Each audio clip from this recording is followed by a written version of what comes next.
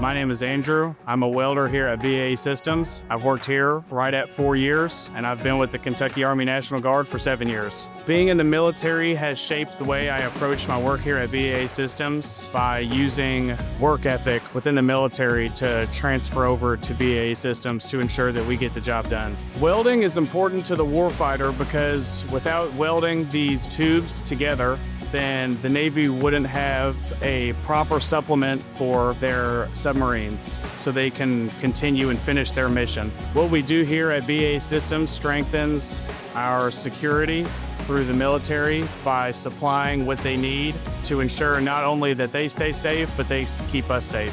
Working at BAE Systems is special to me because it gives me a sense of purpose coming into work every day, understanding that what I do not only impacts me and my family, but members of the military. I'm proud to weld for the warfighter.